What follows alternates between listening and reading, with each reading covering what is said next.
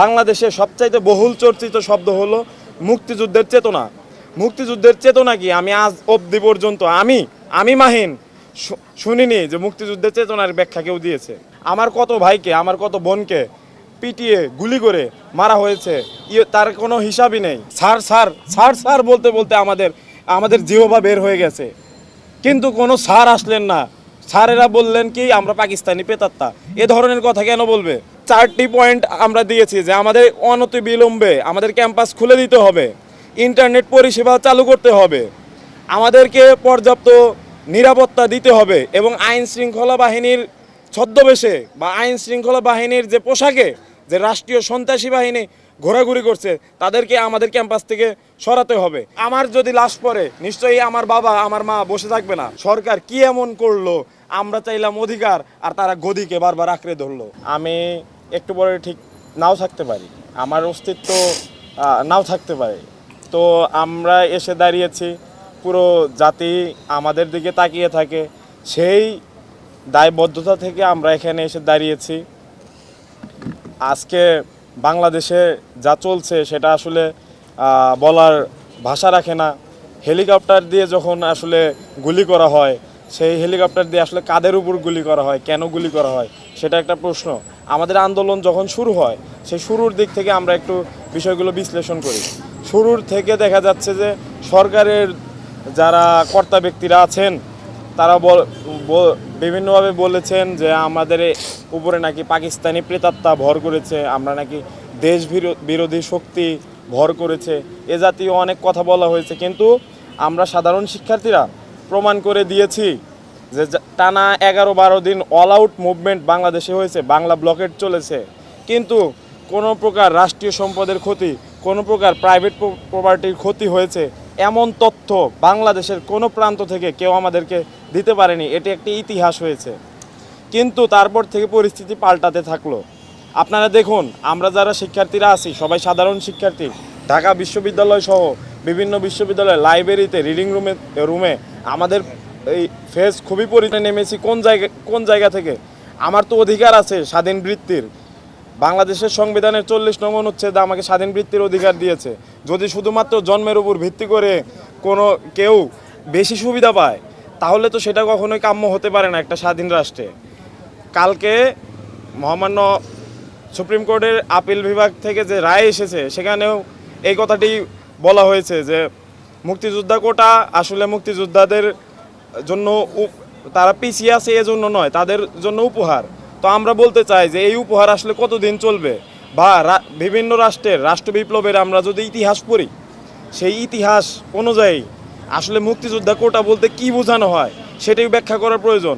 বাংলাদেশে সবচাইতে বহুল চর্চিত শব্দ হলো মুক্তিযুদ্ধের চেতনা। মুক্তিযুদ্ধের চেতনা কি আমি আজ অবধি পর্যন্ত আমি মাহিন শুনিনি যে মুক্তিযুদ্ধের চেতনার ব্যাখ্যা কেউ দিয়েছে। তো বাংলাদেশের যে সংবিধান, সেই সংবিধানের যে মূলনীতি, সেগুলোকেই আমরা তরুণ সমাজ মুক্তিযুদ্ধের চেতনা হিসেবে আমরা ধরতে পারি। এটা আমাদের বৈষম্য বিরোধী ছাত্র আন্দোলন প্ল্যাটফর্মের পক্ষ থেকে একটা ব্যাখ্যা। আজকে বাংলাদেশে যে পরিস্থিতি চলছে, আমরা তো আমাদের প্রজন্ম 1971 আমরা দেখিনি, আমরা বইয়ের ইতিহাসে পড়েছি। ইতিহাসের বইগুলোতে যেভাবে লেখা আছে আমরা আজকে চোখের সামনে দেখতে পাচ্ছি। এইভাবে যদি সব কিছু চলতে থাকে তাহলে তো জিনিসটা আমাদের কাছে বাংলাদেশ যে স্বাধীন রাষ্ট্র সেটা আমাদের আর বোধগম্য হয় না। আমার কত ভাইকে, আমার কত বোনকে পিটিয়ে গুলি করে মারা হয়েছে, তার কোনো হিসাবই নেই। বিভিন্ন মিডিয়া থেকে বলা হচ্ছে নিহতের সংখ্যা হতো, কিন্তু আমার কথা হচ্ছে নিহতের সংখ্যা যাই হোক, আমাদের সাথে সরকার আজকে আলোচনায় বসতে যাচ্ছে। আপনারা মিডিয়ার ভাইয়েরা যারা আছেন খুব ভালো করে জানেন, সেই আলোচনার দিন তো আরও 10 দিন আগে শেষ হয়ে গেছে। আমরা তো বারবার সরকারকে আহ্বান করছিলাম যে স্যার আপনারা শোনেন, আপনারা আমাদের কথা শোনেন, আমাদের দুঃখ একটু বোঝেন sir. Sir sir sir sir বলতে বলতে আমাদের জিহ্বা বের হয়ে গেছে, কিন্তু কোনো স্যার আসলেন না। স্যারেরা বললেন কি আমরা পাকিস্তানি প্রেতাত্মা।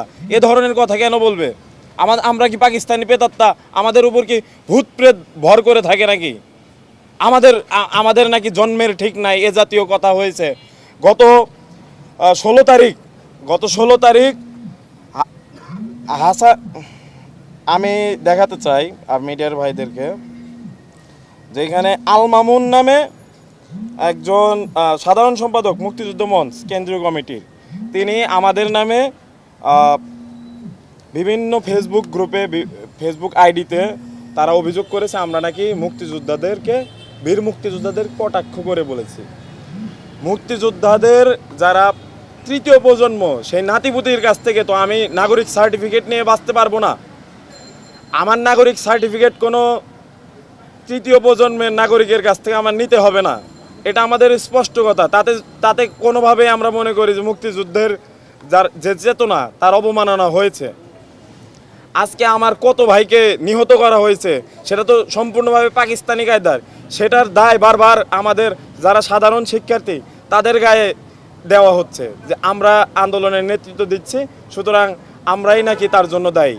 আমরা তো বারবার বলছিলাম যে আমরা শান্তিপূর্ণ, আমরা দেখিয়ে দিয়েছি, আমরা ইতিহাস করেছি যে আমাদের অল আউট মুভমেন্ট চলছে, ফুল স্কেল মুভমেন্ট চলছে 12 দিন, কিন্তু সেখানে একটা জানমালের ক্ষতি হয়নি, একটি রাষ্ট্রীয় সম্পদ কিংবা প্রাইভেট প্রপার্টি ক্ষতি হয়নি। তারপর কি হলো? এর দায় সম্পূর্ণভাবে সরকারের নিতে হবে। আমরা কালকে 4টি পয়েন্ট আমরা দিয়েছি যে আমাদের অনতিবিলম্বে আমাদের ক্যাম্পাস খুলে দিতে হবে, ইন্টারনেট পরিষেবা চালু করতে হবে, আমাদেরকে পর্যাপ্ত নিরাপত্তা দিতে হবে এবং আইন শৃঙ্খলা বাহিনীর ছদ্মবেশে বা আইন শৃঙ্খলা বাহিনীর যে পোশাকে যে রাষ্ট্রীয় সন্ত্রাসী বাহিনী ঘোরাঘুরি করছে তাদেরকে আমাদের ক্যাম্পাস থেকে সরাতে হবে। আমরা যে 4টি কথা বলেছি সেই চারটি দাবি খুব দ্রুত 24 ঘন্টার মধ্যে আমরা বাস্তবায়ন, আর মাত্র 24 ঘন্টা আছে, বাস্তবায়ন দেখতে যাচ্ছি। আর যদি সেটার বাস্তবায়ন আমরা না দেখি, আমরা কঠোর থেকে কঠোরতর কর্মসূচি দেব। আমাদের যে দাবি ছিল সেটা কিন্তু কোটা সংস্কার নিয়ে। আপনারা জানেন বিগত কয়েকদিনের যে প্রেক্ষিত ছিল, আমার যদি লাশ পড়ে নিশ্চয়ই আমার বাবা আমার মা বসে থাকবে না, আমার চাচা বসে থাকবে না, আমার দাদা বসে থাকবে না, তারাও কিন্তু মাঠে আসবে। এভাবেই কিন্তু জনসম্পৃক্ততা তৈরি হয়েছে। এখন এটা কিন্তু জনমানুষের দাবি, গণমানুষের দাবি। সরকার কি এমন করলো? আমরা চাইলাম অধিকার আর তারা গদিকে বারবার আঁকড়ে ধরলো। তো আমার তাদের কাছে অবশ্যই প্রশ্ন আছে এবং আমাদের দাবি মানার আগে আমরা সর্বপ্রথম 24 ঘন্টার মধ্যে যে 4টি দাবি দিয়েছি সেই 4টি দাবির সম্পূর্ণ বাস্তবায়ন আমাদের সামনে দেখাতে হবে। তারপর আমরা যে 8 দফা দাবি দিয়েছি সেই 8 দফা দাবির বাস্তবায়ন করতে হবে। প্রধানমন্ত্রীর যে বক্তব্য সেই বক্তব্যের পরেই কিন্তু এই অরাজকতা সৃষ্টি হয়েছে, এর দায় কিন্তু প্রধানমন্ত্রীর উপরে বর্তায়। কিন্তু তার পক্ষ থেকে আমার বিভাগের উনি শ্রদ্ধেয় অগ্রজ, সেই অগ্রজ উনি বাংলা বিভাগের একজন সম্মানিত শিক্ষার্থী ছিলেন, উনি ভাষা বিজ্ঞান পড়ে গিয়েছেন, কিন্তু উনি যেভাবে কোট করে রাজাকারের নাতিপুতি এই ধরনের কথা বলেছেন, আমরা খুবই মর্মাহত হয়েছি। আমরা চাই দ্রুততম সময়ের মধ্যে উনি জাতির কাছে ক্ষমা প্রার্থনা করবেন এবং শিক্ষার্থীদেরকে জন্য নিরাপদ ক্যাম্পাস এবং নিরাপত্তার জন্য যাবতীয় ব্যবস্থা উনি করবেন, এটাই আমাদের দাবি। এবং 4টি পয়েন্ট খুব দ্রুত সময়ের মধ্যে আমরা সরকারের কাছ থেকে বাস্তবায়ন দেখতে চাই। তাহলে আমরা প্রাথমিকভাবে বিশ্বাস করতে পারবো যে হ্যাঁ, বাংলাদেশে সব কিছু ঠিকঠাক চলছে।